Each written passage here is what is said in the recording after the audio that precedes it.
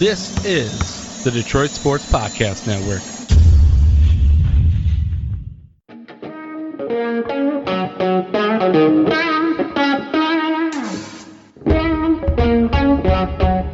The biggest icon in podcasting.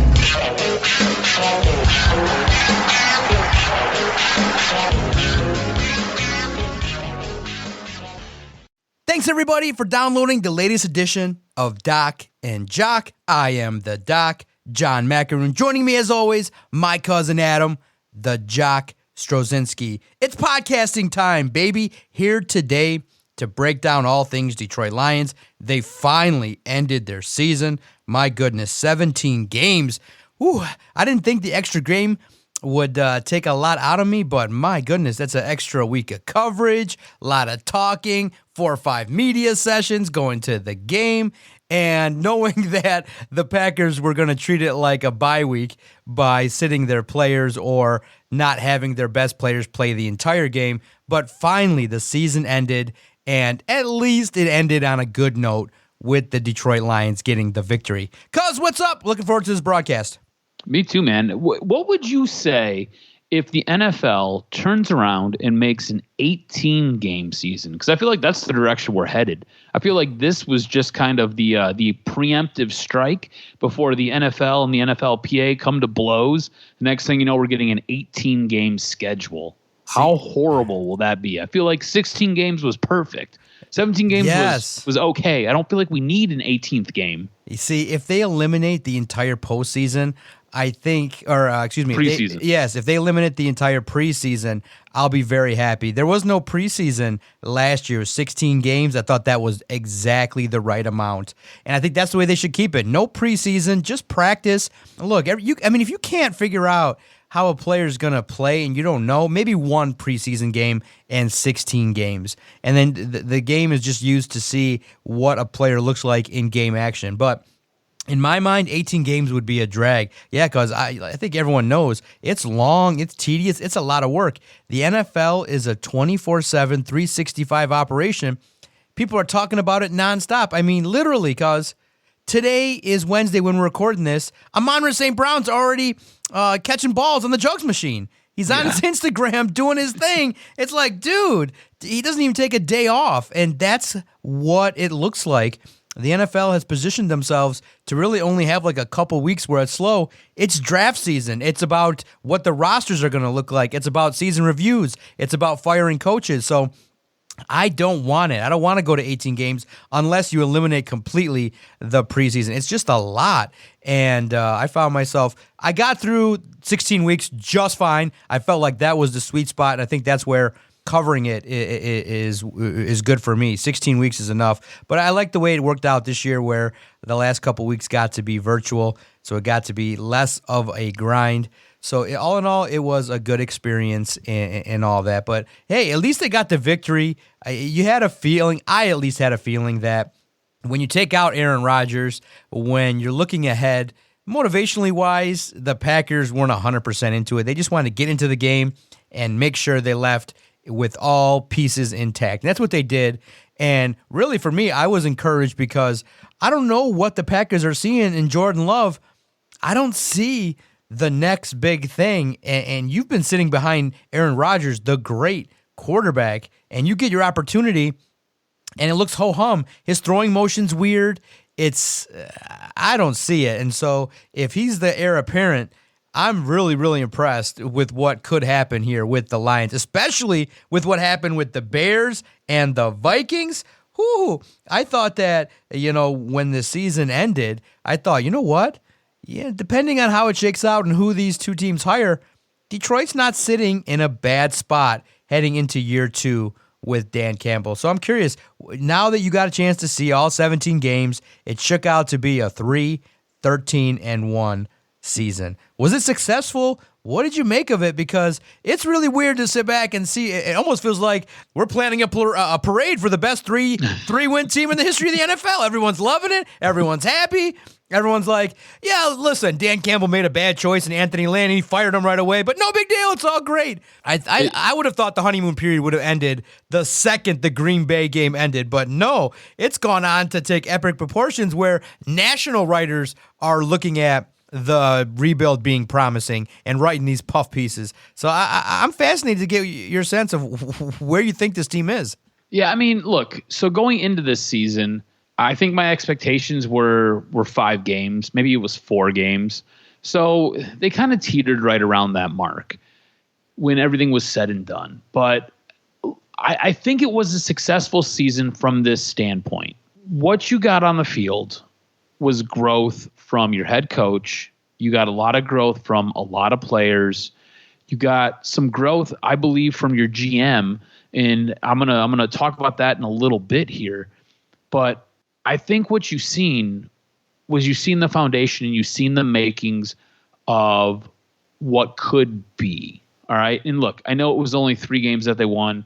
I know that for parts of the season they looked absolutely horrible. But if you do a deeper dive into this season, there's probably 4 more games that they should have and could have won if Dan Campbell wasn't a first-time head coach working through things. The offense could have produced a little bit more earlier in the season if there wasn't this disconnect between Anthony Lynn and Dan Campbell and Jared Goff and what the offense was supposed to look like. To me, it really felt like it took like the first 6, maybe 8 games of this season for this team to really hit its stride and kind of figure things out. So you were talking about no preseason. To me, it kind of felt like the Detroit Lions needed a 12-game preseason here just to kind of work through some of the kinks because, again, Dan Campbell, first-time head coach, you've seen a lot of those flaws. You've seen a lot of those warts in a lot of those early games. And as the season kind of wore on, he looked like he got more comfortable in his role. He got a little bit more comfortable, especially with play calling. This is his first time ever calling plays. And then you look at kind of how this offense grew into itself as the season unfolded. You look at the defense. I think the one thing that you and I both were most impressed with was how this defense performed, the way this defense evolved from the beginning of the season. So I think you can count this as a successful season. Look, by no means am I saying we need to throw a parade down Woodward. But what I'm telling you is there's a lot of good that you can take out of a really bad season. And there's a lot of good foundational things that took place this year. You know, I think the biggest thing that I look to as being extremely successful for this Detroit Lions season, and tell me if I'm absolutely crazy or you disagree with me. When things were going their absolute worst, when it felt like this team couldn't get out of its own way, when it felt like this team couldn't figure out how to win a game, when it felt like this team was almost throwing everything at the wall, but nothing wanted to stick. You know, this team ends up rolling into Pittsburgh. They end up with a tie. They end up losing to the Bears. They end up losing to the Browns. And at this point, you're staring at what we thought was going to be a winless season. We were excited for a tie because we're like, all right, well, at least they're not gonna go 0-17. But we thought we were staring down the gun of an 0-16-1 season. And at some point, Dan Campbell just stayed the course. It was steady. Like a lot of times what happens is when you get into a tumultuous situation or you get into a bad spot, you try to just revamp everything and rework everything. Dan Campbell knew going into this season he had a plan. And when things were their absolute worst, Dan Campbell stuck to his plan, and I think he was rewarded for that on the other side of that Bears loss. He was rewarded for that with the buy-in from these guys, from this team, and I think from this front office, and I think from this ownership group, which we can talk about ownership all we want, but he's got the buy-in. He's got the buy-in of the city. He's got the buy-in of the fans, and I think that's just because he was such a steadying force when things were probably their most turbulent early on in the season. Yeah, I think that obviously with the culture thing and keeping the players playing hard, I thought that was great. But you got to also pay attention to some of the dynamics there. I asked Brad Holmes directly. I said, I thought the talking point was cooperation and Dan Campbell really being able to blend a bunch of people's personalities together. But then right when the first sign of adversity hits with his coach and Anthony Lynn, he doesn't handle it. He makes it a universal decision to just strip the play calling away from Anthony Lynn. I mean, would it have been really that hard to tell Anthony Lynn, call these plays? I mean, if you work together, you say, hey, I needed to be more aggressive. Maybe he gave him more chances and he just simply wouldn't do it. But you also got to remember, there was no Taylor Decker. There was no Josh Reynolds. There was a quarterback still learning the offense. So Anthony Lynn really got the short end of the stick here in Detroit. But I do think that, Dan Campbell recognized quickly to make the decision. He wanted to do it, and he did get better. He did get better at calling plays. It looked better. It was more aggressive. I'm just curious from what you saw against the Packers. Did you like all the gimmick plays? Because you got the tone in the post game, and I respect Wojo and how he answers questions, but he kind of had the tone and his theme and narrative that he wanted to portray was, when you get better talent, you're not going to be this gimmicky, are you? And he kind of asked it in a couple different ways, and Dan Campbell, like he's done all year, basically said, look, it's game by game. We look at different situations and things like that. This game we wanted to unload and unpack everything. But I can't expect that the Lions are going to look like that when you add a number one receiver and a couple other talented individuals on offense and the defense looks better. It was fun to see a gimmicky game, but you just can't help but tell yourself, man, is this what the Lions are left to resort to try to score a touchdown? The answer is yes, because they can't get into the end zone. They're one of the worst teams in terms of red zone scoring and giving up points on defense in the red zone in the league this year. But for me, I just thought that, it turned out to be fun and it was a good game to win, but you can't take a lot out of it because Aaron Rodgers, once he was gone, that was a wrap. That's a wrap. I thought it was funny that they ended up putting Bryce Love in to basically down the ball just before half, although that was humorous. But look, I think there's a point there, right? I think the game plan tells you what they feel about this team. I think the game plan tells you everything you need to know. When you see them come out against better teams, they've got all kinds of weird trick plays drawn up. They've got all kinds of weird gimmicks in the bag. They've got all kinds of reverses, double reverses, flea flickers. They've got all kinds of passing schemes set up for Fox to throw the ball down the field. And by the way, he's got a pretty nice touch. He's got a pretty good arm. He could actually double as the quarterback on this team if they really needed him to. But I think it tells you where this team's at. Yeah, when they get more talent, you probably won't have to do as much of those types of things to try to open up, a game or game plan or open up the playbook as much. Like you said, you get a legit number one deep threat wide receiver on this team. What does that look like? It opens everything up, especially underneath for a guy like Amon-Ra St. Brown, who looked like an absolute stud. I think he was the Lions Rookie of the Year, and that's saying a lot because Penei Sewell was pretty damn good, So you have a guy who you can move all over the place and can kind of be your gadget player, and he can do a ton of different things. And you now have him in space. You've got the top taken off the defense because that's what that wide receiver number one can do. You add in another capable wide receiver who can pick up yards in that mid range and that short yardage and actually get separation. I mean, it changes the way this offense works and the way this offense looks. They have to go to those gimmicks because they don't have any wide receivers that can get open. Everything is bunched and packed in that box. And then you got a quarterback who sometimes struggles with his accuracy downfield. So it's trying to put these guys in the best possible position to actually make a play. And, yeah, I don't think they'll look as gimmicky in the future. And I hope not. I don't mind them going for it. I don't mind them being aggressive, on the fourth down calls. I don't mind them doing the fake punts every now and again. But you shouldn't have to resort to a double flea flicker to get a tight end loose and get him down the field so he can score a touchdown. You know what I'm saying? You just shouldn't have to do those things.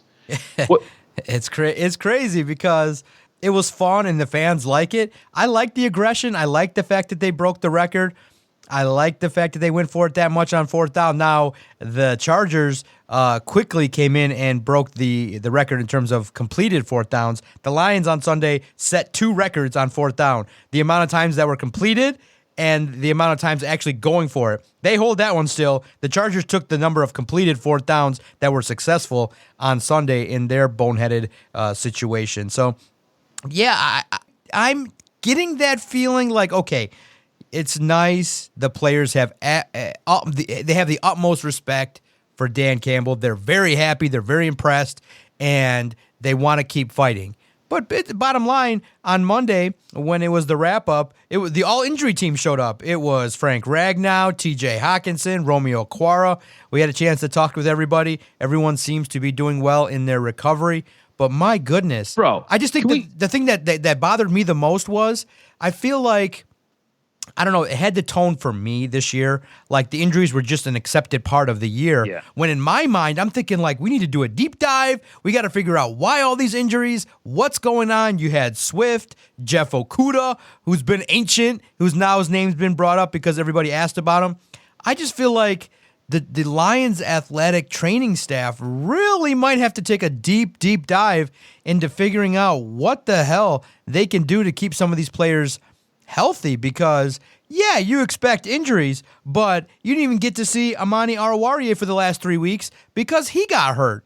And I know there's a bunch of injuries, but my goodness, it just had a sense that they piled up quite a bit. Can we talk about T.J. Hockenson?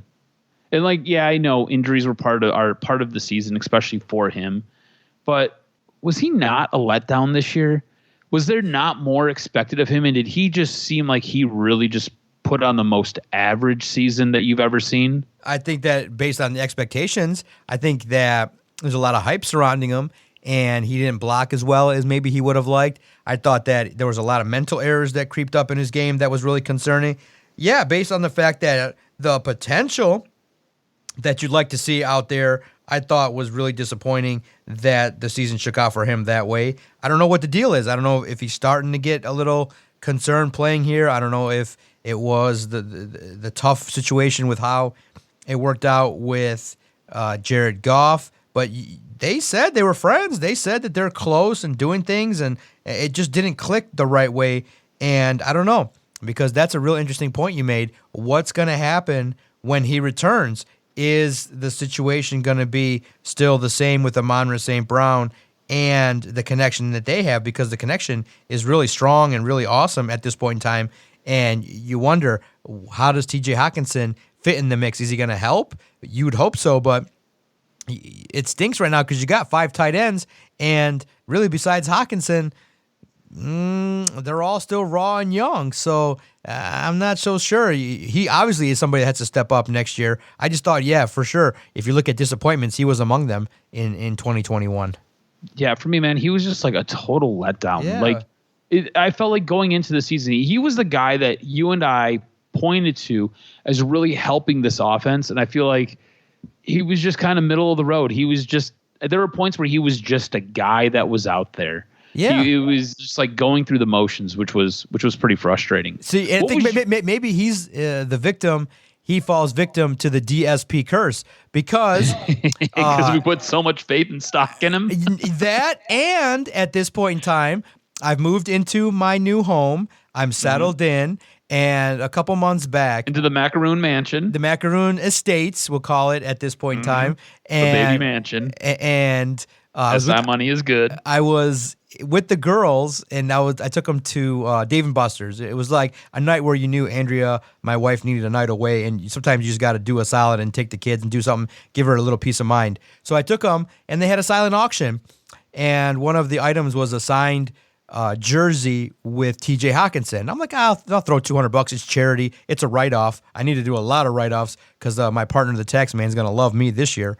So I got it, and I won it. So that was sweet. And they said, oh, for another $40, So basically, for less than $300, I got this jersey, and I was like, "Yeah, frame it up." So it's framed, and now it's hanging in my office. And I'm like, "Oh God, of course!" I got this nice jersey signed, hanging framed in my office, and this guy's gonna be a dud for the rest of his career. He's gonna be like, "I want out." When the time comes to pay him, when the time comes and his free agency deal comes up, he's gonna be like, "Sayonara, I'm going to San Francisco. I'm going to the area where it's warm." So I hope that we didn't curse him here at DSP. But the Lions have struggled far before 2013 when we got involved, and we have to really kind of go back and really appreciate the Jim Caldwell years. We ranted and raved about the stuff that he didn't do well, but he had winning years. So there were 3 consecutive winning years, cause when we were doing this podcast, I have to go back and listen because I know we were screaming at all the mistakes that were made and all the times that he ran 10 guys out there and we would scream and yell. But my God, what's going on with these Lions to get them where the players that we expect? And that's what a good sign that we saw was the top of the draft did okay. Aleem McNeil did okay. Penei Sewell did well. Amon-Ra St. Brown. Now, the player that I think is most concerning, a couple of them are on defense. I thought Levi Onwuzurike really was a letdown, and Derek Barnes, there's a very, very high and large learning curve to play linebacker, and I don't think we got enough to show us that, yeah, those are the guys. And General Manager Brad Holmes brought it up. He said, well, for Levi, last year was an opt-out year, so he's getting his feet wet, and it was a situation where he had hurt his back, he had an up-and-down year, because, I'll be honest, you invested, the Lions, when you want to nitpick, the Lions invested back-to-back picks on that defensive line. And do you know where their pressure rate was? In the bottom third of the league. You didn't pressure anybody. You didn't crush anybody. You didn't bite no kneecaps. What you did was kind of come up with a scheme where you tackled as well as you could and tried to turn the ball over. But when you got exposed with all the injuries, the biggest wart that this defensive line had was injuries, and they didn't pressure anybody. You had it in glimpses with Charles Harris, in glimpses with Austin Bryant, but not sustained pressure to the point where you go, yeah, we're really happy we went with Aleem McNeil and Levi. I just thought that, and especially if you really want to be a glutton for punishment, go rewatch that Seattle game. You're going to see your team get their tail kicked in, especially on the defensive line. So I wonder what the likes of a Thibodeau or a Hutchinson will do to that. And with the returning Romeo Okwara, emergence of Julian Okwara, I want to see more pressure, but I was a little underwhelmed, and I was really confused that Brad Holmes said that he felt the defensive line was the strength. You know, I thought the real strength of the team was the secondary with Amani Arawarie and the run game and the offensive line. I thought the defensive line at times, we all knew that Penny from the Seahawks was going to get off, and when you know it and you still don't execute, I'm a little concerned there. And now Aaron Glenn's getting some hype and love. Are you concerned at all that Broncos first interview lined up today? When this podcast drops, the first name they're going to line up is Aaron Glenn. I think it's too soon to give him a head coaching job, but I think with the reputation that, I think that it's crazy. When you're in the game, if you're in the mix, the bar kind of gets a little lower where you're like, wow, your guys didn't look like total bums when they were out there with all your backups. Let's give you an interview. I'm like, did you guys not see the defense when they got torched? Why is Aaron Glenn getting an interview? But I get it. In regards to the success that the secondary had. But remember, the secondary is only one facet of the defense. You still got to coach the linebackers, still got to coach the defensive line, you still got to coach safeties. Will Harris, he was out there doing his thing and missing assignments periodically. So I'm not too concerned that Glenn's going to get a job this year at least. I don't think he gets a job this year, but what I think that the league is noting or noticing is there wasn't a whole lot really expected of this team, right? Like you talked about it. They went with back-to-back picks to really help solidify the interior of that defensive line. Didn't really work out the way we might have hoped it would have worked out. Maybe you've got I think you maybe have some foundational pieces to build around, and I think maybe next year there should be a dramatic step forward. You look at the linebacker with Barnes. definite learning curve. Barnes, I think out of everybody in this draft, Barnes probably has the highest potential for being a bust just because of where he was taken and because of the performance we got to see this year. That was a guy who I think we were all really high on and were expecting a lot of good things from. You got it in flashes, but you didn't get it nearly enough. So there has to be a bigger step there. But I think what the league has noticed is he was able to take a lot of these rookies, work them into the game plan, and you had a defense that was completely decimated. Like there was a point in the season where they were on, I think, like their sixth defensive back, and you had guys playing all out of position, just trying to field enough healthy bodies to go out there and make plays. And they did that. And this team forced turnovers, and this team showed up, and yeah, they played hard. And look, I don't want to keep going back to, okay, well, yeah, they played hard. I think the big thing that you got out of this team was their ability to consistently force turnovers. And that's what helped lead them to winning a couple of games. That's what helped make this defense look better than what it actually is. Like when you started talking about basically the run defense, I was like, yeah, where do they rank? Like, where did they place? I started looking at some stats, and I was pretty shocked at how bad they were. Like, I knew they were bad, but I didn't expect them to be that bad, especially with the more recent games that we've seen where they've looked a little bit better. Yeah, they got their shit pushed in against Seattle, but this team in stretches late in the year has looked like a pretty efficient defense. But it really hasn't. It's all basically bubblegum and masking tape and smoke and mirrors, and that's because they were able to force a ton of turnovers, and they were able to capitalize on those turnovers. And I think that is noted. I think higher ups around the league have noticed this, and I think at some point Aaron Glenn gets that shot to be a head coach. Not this year. I just don't think that happens. I think there's a little bit more he has to do. You really got to take this defense and turn it into a winner, and it's definitely not there yet. So give it time. I think he's got all the makings of a really good head coach. And I think the outburst. You remember when Jeff Okudah was like badly beaten on a play and he just ripped into Jeff Okudah? I think it was like game 2 of the season. I think that stands out to a lot of people. Well, I think that shows. No, that wasn't Aaron Glenn. That was Aubrey Pleasant. So. Oh, Aubrey Pleasant. I'm sorry. But still, exactly. I think the part that everybody has to pay attention to is, yes, player relationships are important. But did you really feel like Aaron Glenn out-schemed anybody? It's just basically, it's not fair to fully evaluate Glenn because, like I said, Noah Kuda, Amani Arawari is gone. You saw development out of, I think what people like is when you have and you commit, what Brad Holmes said was, we're going to develop young people. So when those guys go down, it's Jerry Jacobs. And he looked okay. And you had A.J. Parker. He looked okay. And you have some players that actually look okay. You turn Jalen Reeves-Maben from a glorified journeyman into somebody that can maybe get you 50% of defensive snaps or maybe do something besides just be a special teamer. Then you can do some things. But to be a coordinator involves every aspect of the defense. And so that's where I think that, and then a head coach, you got to operate under every facet of the whole team. So I think that's a massive leap for Aaron Glenn to take. I think it's coming, but absolutely not yet.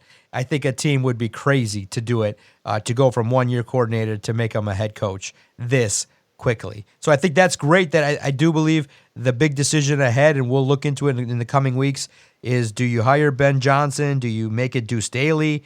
Does Dan Campbell still decide to call plays? We'll break that all down too, because Dan Campbell said that he's not going to make that decision all too quickly. So he's going to decide, figure out what's going on. So the Lions get to make their regular trip now because they stink to the Senior Bowl, and they get to do their thing and coach a team, because if you don't know, if you're a team that finishes in a bad spot, then you potentially could get invited to coach the Senior Bowl. Last year they didn't have a coach, so they didn't do it. But 2 years ago, Matt Patricia did it because the team stunk, and now they're doing it again. So look for that at the end of January. So now, cuz we turn the page like we always do. 2021, Vito at SIL Lions graded Dan Campbell a C+. He kind of is looking to the future. Everyone's looking ahead. The schedule, you're playing teams like the Giants and the Jaguars and the Vikings, and the Bears are going to have a new coach. So there's an opportunity if you hit it right. If you can get everyone back healthy and you got it right, there's a chance to make some noise to maybe get to 7, 8, 9 wins next year, just due to the fact your schedule and a lot of first-year regimes. I think 6 or 7 of the teams on your schedule are going to be first-time coaches. So are going to have new coaches running the ship. How quickly can they all get it? So I'm getting excited, not to the point where maybe it's playoffs, but playoff contention, playoff noise, maybe winning some games you shouldn't, maybe a nice jump from 3 to 6, 7 wins. I'm excited to see it, but I'm not so sure exactly what is the fair jump the Lions can take, because I don't know. I don't think people are expecting the playoffs, but I do think people are really hopeful moving forward that this looks good. So I know people want to see Amon-Ra St. Brown. They want to evaluate Goff. They want to see Hawkinson, the offensive line. For you, what does progress look like next year? What do you want to see? And if we're recording this a year from now and we're well into the 500s in the series, what is progress with the Lions in 2022? I think going into the later half of December, they have to be in the conversation for making the playoffs. I don't expect this team to make the playoffs next year. I just don't. There's still too many holes all over the place with this team. I don't know what Jared Goff actually is. Like, I feel like the second half of the year, he looked better, but he still struggles to get to 250 yards a game passing. So, I don't know. He's very confusing to me. But there's so many holes that still have to be addressed with this team that what they rolled out there this year gives me hope for the future, because they essentially took the Big Lots brand of NFL players. There's a bunch of dudes here on 1-year prove-it contracts. There's a bunch of guys here who are cast off from other teams. There's a bunch of guys here who are just odds and ends. And at parts of the season, they were held together with duct tape and bubble gum. And they were still competitive in just about every game they played. And like I said earlier, there's probably 4 other games that this team could have and should have won. They should have won the Pittsburgh game. They could have won the Cleveland Browns game. They should have won the Baltimore game. They should have won that other Minnesota game. So looking at that, this team might be further along than what we're expecting. So you have to be competitive going into that middle part of December next year. Again, don't expect them to make the playoffs, but I expect them to be in the conversation. I expect them to be in the hunt. If that means that this team has to win 6, 7, 8 games, then it better be winning 6, 7, 8 games. I think the thing that is crazy is, depending on what happens with Aaron Rodgers, the Detroit Lions might have the most consistency and the most continuity of any team in the NFC North, right? Which is absolutely crazy to me. If you were to look at the quarterbacks, and I was to tell you Jared Goff is going to be the most seasoned quarterback in the NFC North, you tell me I was crazy. And then I was to tell you, hey, no, they've got some of the most consistency as far as head coaching, quarterback play, roster turnover may go. You would tell me I'm absolutely batshit crazy and there's no freaking way. Well, it could definitely be possible. You just seen what happened in Minnesota where they gutted everybody. Nobody's really sure what the hell's going to happen with Kirk Cousins. It doesn't really sound like he's wanted in Minnesota, but his contract makes him damn near impossible to move. It sounds like they may be drafting a quarterback or trying to trade for one. You look at Chicago, Justin Fields didn't really set the world on fire. It looks like there's still a little bit of a learning curve. They just blew everybody out there as far as their coaching staff and their front office. You go to Green Bay, yeah, most consistent. But depending on what happens with Aaron Rodgers, and you look at how that kind of led up into the season, and if you listen to kind of what he's saying in his interviews and just try to read between the lines, it doesn't sound like he's beholden to staying in Green Bay. It sounds like he wants out. So it's really crazy. I think here's the thing: the goalpost is going to move because it's going to all be dependent on what takes place with Green Bay It's all going to be dependent on what this team does in free agency, and it's going to be dependent on what this team does in the draft. So, I'm going to tell you, I need them to be competitive into the middle of December for it to be a successful season for me. What that looks like as far as wins goes, I don't know. I just don't know yet. What about for you? What says success in 2022 for the Doc? Not leading the league in pre-snap penalties. I'm kind of going basic. Just keep it simple. Can you line up, snap the football at a regular rate without getting penalized?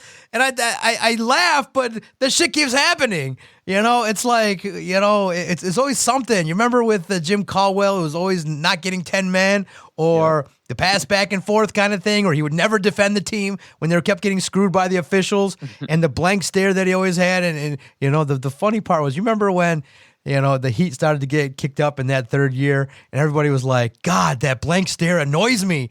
And then all of a sudden the Lions would make some plays. Then he just kind of do a big fist and it looked like he was in super slow motion. Oh man. It was fun. I remember that specifically, he'd do a fist and it looked like it was just not natural. It was funny, but we have to go back and romanticize, because the dude, if you look at it, and everyone's like, why are you romanticizing Jim Caldwell? Because he gets more credit to have a winning season with the Lions. Okay. What makes us think that we deserve, the next step? He got 9 wins every year. You think the Lions deserve the next step to go to the playoffs every year and win and advance? I mean, come on. Matthew Stafford has the division in his hands and he's throwing picks and he still wins the division. Everyone's like, oh, well, we got greedy. I think the Lions got greedy when they said, oh my God, 9 wins isn't good enough. Of course it's not good enough, but you can't go from 9 to 0. That's what they did. So, but it was never going to happen because Bob Quinn was there and the writing was on the wall. But if it if it turned out differently, maybe in this year would have been the year with Stafford and everybody together with a collective group with Quandre Diggs and Darius Slay, and you add Swift. Who knows what might have been with Jim Caldwell. But for me, I outside of the jokes and looking like a team that can line up and play properly, I just want to see continued success on offense. I want to see Amon-Ra St. Brown get 1,000 yards, get maybe to become the true number 2. I want to see DeAndre Swift play a whole year without getting hurt. I want to see Dan Campbell's decision making. I think for me, him calling the plays probably not the best idea. You gotta trust the person that you bring in. How do you bring an OC from outside and be like, well, we're gonna have to work together on this play calling thing? He's gonna be like, huh? You're not gonna get anybody. So that really lends to everybody thinking that if he does decide to do it, then you just keep Ben Johnson and you keep doing what you have been doing moving forward. So I just want to see. Would that piss you off if they did that? No, I think that you go by experience. You go by the fact that Sean Payton called plays and Dan Campbell wants to do the same thing. Maybe it keeps him more engaged in the process, in the offense, and maybe Jared Goff will like that. Maybe he can, throw a few cuss words in there, be like, come on, fucker, let's go. Get your ass in gear and keep it moving. Stop going into sacks. I don't know what it was that helped Jared Goff kind of find a little bit more of an oomph. Maybe just the I don't give a fuck attitude anymore. I don't know what it was, but he threw the ball better. And he had Josh Reynolds, which maybe you bring back, another top-end receiver you bring. Maybe Goff looks a lot better.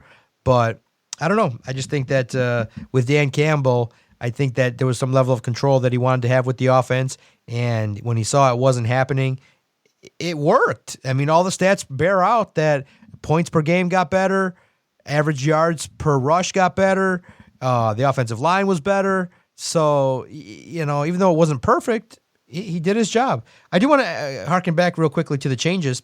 Are you concerned at all that Brian Flores ends up in Chicago? I wrote on it, he's the betting favorite to end up with Chicago.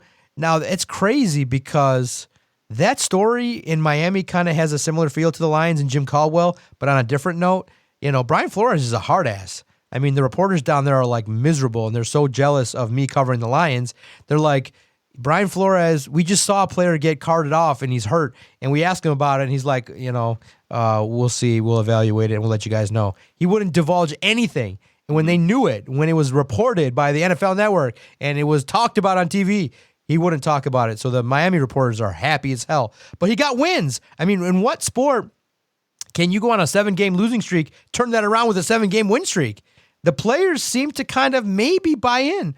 But the problem, I guess, from what you heard from Miami was when he had issues with the offensive coaching staff, it just turned bad, and he kept going through the coordinators way too quickly. And so there's probably aspects of his personality that are way too Bill Belichickian that have to be checked at the door. But the guy won. And you look at the record and you're like, shit, you get fired after that kind of season. I think it was 10 wins and you get fired. If he ends up with the Bears, who have a good defense, if he can learn, maybe, does he end up being the Bill Belichick 2.0 at the Patriots? I'm a little concerned that just monitor what the Bears do. The Vikings, they're in hell because they got Kirk Cousins for a year, I believe, with that contract. So they're probably farther off. The Bears, if they get the hire right, they fuck up your rebuild and they become another hurdle, because if Green Bay decides to roll with Aaron one more year, you basically can just kiss the division goodbye, because you just can't discount that guy. I'm a little nervous about Brian Flores potentially coming to the NFC North. It would be, I think it would be interesting to see what happens, right? So it doesn't just sound like it was the issue with the offensive coordinators. It sounded like there might have been more personnel issues. I mean, you have to remember, for the most part of the year, the Miami Dolphins were trying to trade Tua away for Deshaun Watson, who we're not even sure if Deshaun Watson can play in the league right now because of allegations that are going on with him. So to me, it's absolutely crazy. And does he mesh with Justin Fields? Like that's a huge question. So I think it would be an interesting, I feel like it'd almost be like a science project. I think it'd be interesting to see how it plays out. I was shocked that he got fired. It seemed like that team bought in that second half of that season, and it really seemed like they had things going in the right direction. But I don't know. Like I felt like he did a really good job in Miami, especially taking over what was kind of a little bit of a tumultuous situation and having to work in Tua, who was coming off of an injury. And that's supposed to be your franchise quarterback. Like, I don't know, man. That's a little bit of a rough go, if you ask me. I was really surprised that he was fired.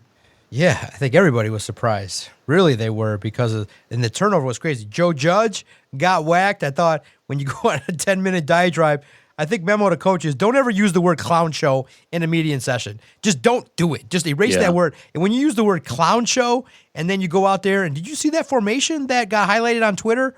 I don't know. What do you call that? I have no idea.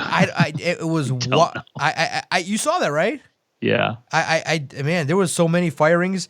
Mike Zimmer, everyone thought that was going to happen. Vic Fangio whacked. Man, tough times in the National Football League.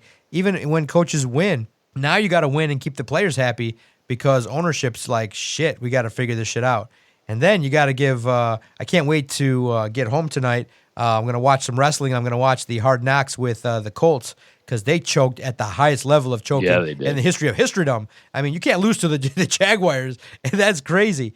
Real quick, the Lions had the chance to have the number 1 pick. Any seeds planted that's going to fuck the Lions in any way? Is this a situation where it didn't matter because they had number 2 for so long that you got used to it? I mean, I feel like the SOL Lions kind of were quiet. Some chirped a little bit on our Twitter page at Detroit Podcast, but not too many cared, because potentially the Jags could go O-line to help with Trevor Lawrence and his transition. So do you think it's okay, or do you say to yourself, oh shit, maybe the Jags make the blockbuster deal and end up with a haul that maybe you could have had if you just would have played the script and lost to the Packers? I don't really have a problem with it. To me, it was fine. It was one of those things, as the game was playing out, the Detroit Green Bay game was playing out, I was watching what was going on with the Colts and the Jags, and I was kind of happy either way. Like, if they won, I was like, all right, cool. It's not like it's a big win, but this team fought all the way to the end, and they showed you a little something. And I'll be honest with you, I was surprised Detroit won. if you go back and you read my SI prediction, I thought for sure Green Bay was going to come back in the second half and win that. So I didn't really, it didn't matter to me, first or second. And here's the thing, it's just because of what's in this draft. Like there's no quarterback that we're all fighting for, Is there really that much that separates Thibodeau from Hutchinson? I don't think there is, to me, it feels almost like they're the same player. Like really big game, Hutchinson didn't show up. Thibodeau had really big games all season long, didn't really show up. It's what it is. And those are supposed to be the two best guys in this draft. So you're going to really get to see what Brad Holmes is made of this draft. It didn't matter to me. Can't wait to see it, man. Make sure you stay with Detroit Sports Podcast, SIL Lions, for all things Detroit Lions as we move through the beginning stages of 2022.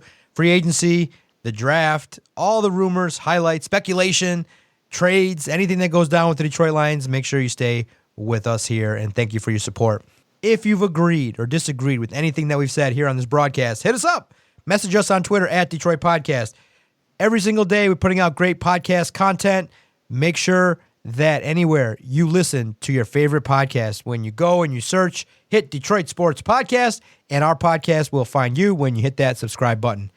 Follow Adam on Twitter at AdamRSTROZ, and let's mix it up. Let's get into these debates. New year, new era in Detroit Lions football, maybe? Let's find out. I can't wait to go along for the ride. Going strong since 2013. Podcasting time is now over. I can't wait for next week's broadcast. We break it all down and look ahead to the future for all the teams here in Detroit. Thanks, cuz.